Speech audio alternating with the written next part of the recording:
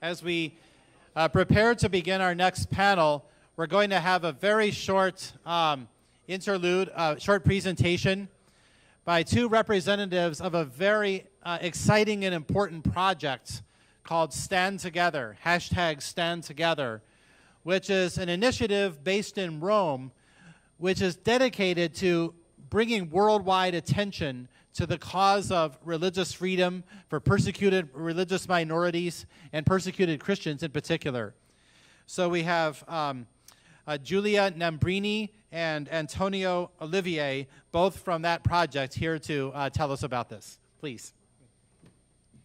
Okay. Thank you, Daniel, and thank you, Chrissy, for having us today. I'll be very brief. So I'm here with a colleague of mine from the TV news agency Rome Reports to present this project called Stand Together. You see the logo here with all our partners involved in the project. And I work for the International Center of Communion and Liberation in Rome, which is a Catholic movement. And Stand Together was designed as a digital platform composed of a website, you see here the name, Facebook, Twitter, and YouTube accounts. So we work in the media. We work with young people in the media and in social media especially. And we are trying to create a network of organization and different realities that are that work in the Christian realm, with the goal of bolstering each other's efforts in highlighting the vital role that religious freedom plays in society, as well as emphasizing the contribution of Christian minorities to their countries, especially in the Middle East, where they are a minority. And this is why we work on many levels with our partners. You'll see Brian Grimm's partners. He mentioned Stand Together before. So he joined the project along other people. And we work on a content level, we work on a communication level, and we work in order to empower our contacts in the Middle East, in Europe, and in North America.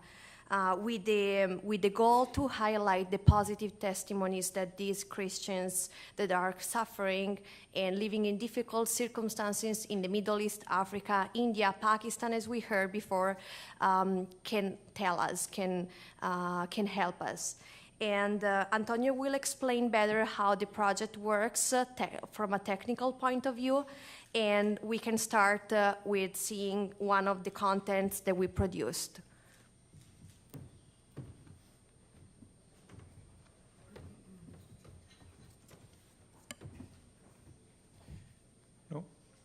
Basically, this is a video that we released 2 weeks ago.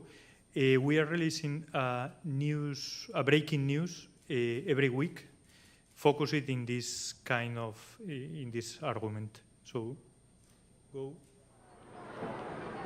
There are 3 types of people who don't flee from a war: those in combat, those who can't leave, and those who stay to help others. This is the case of this family from Iraq, who are all Christians. They had visited Rome, but have already returned to their country. He is a doctor, and his hands have healed every type of war wound, including those from ISIS terrorists. ISIS arrived in 2014. Everyone fled from the plain of Nineveh, but we decided to stay. I am a doctor and my wife is a teacher, and we stayed to serve our people. The most difficult thing is to convince my colleagues to operate on patients from ISIS. They look at them like the enemy, but I tried to convince them that this man is a human being. That's why we have to help them, even if the operation lasts 2 or 3 hours. However, while he helps the wounded and sick from every way of life, his wife does not watch idly. At their home, they house 50 refugees. It's been a little difficult. Instead of cooking for 4, I have to cook for 50. We've given up our bed and have gotten mattresses for the others. We must get up early to buy food for all these people. They came at night and we felt the need to help them, to feed them, and to provide a bed where they can sleep. The family belongs to the Folklore movement, and they passed through Europe to share their testimony. In Rome, they were able to see the Pope and gather a sense of hope to return back to the harsh reality of their country. What you are doing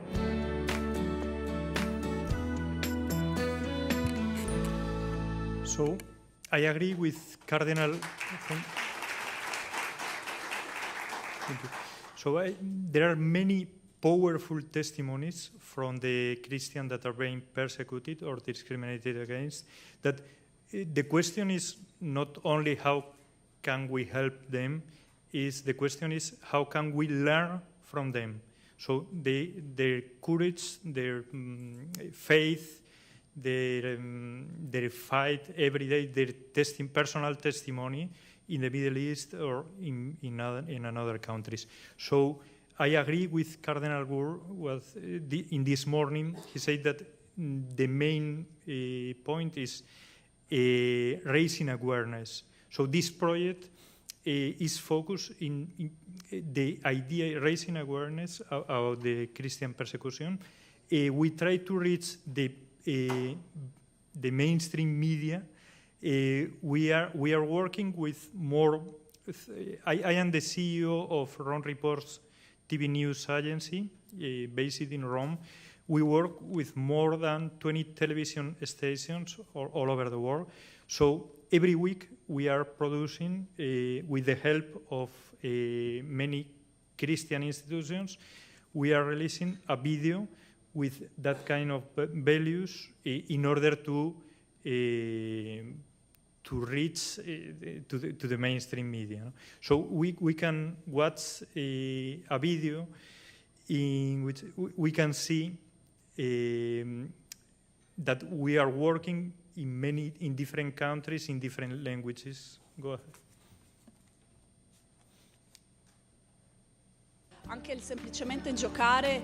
Even just playing together without hurting each other, without arguing and so on is something.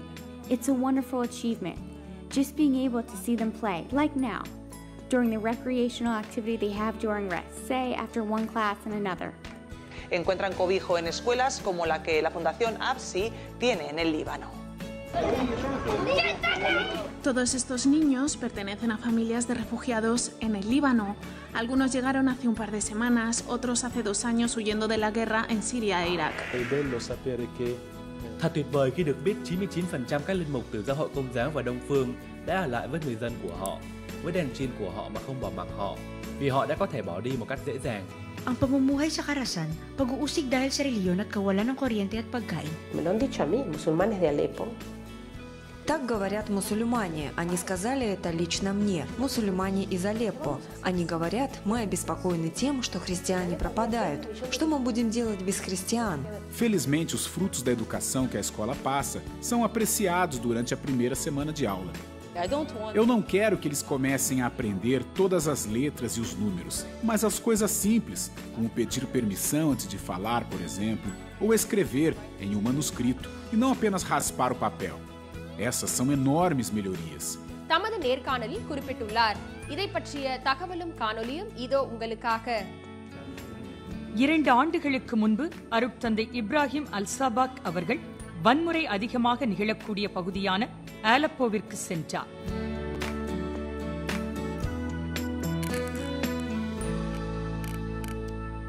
So the project is right now, the website is in English, in Spanish, and in Italian, but we send our contents every week to different television stations. In Vietnam, in other countries, they do the translation. We send the video in English. So this is the project. We have that videos. We also share the videos of another institutions or another sources that we have every day. We put a new content of also if it's a video of either the church in need or another institution, and we do through this, we have a Twitter profile, a Facebook profile, in order to share that kind of contents and that kind of values. Thank you very much. Thank you.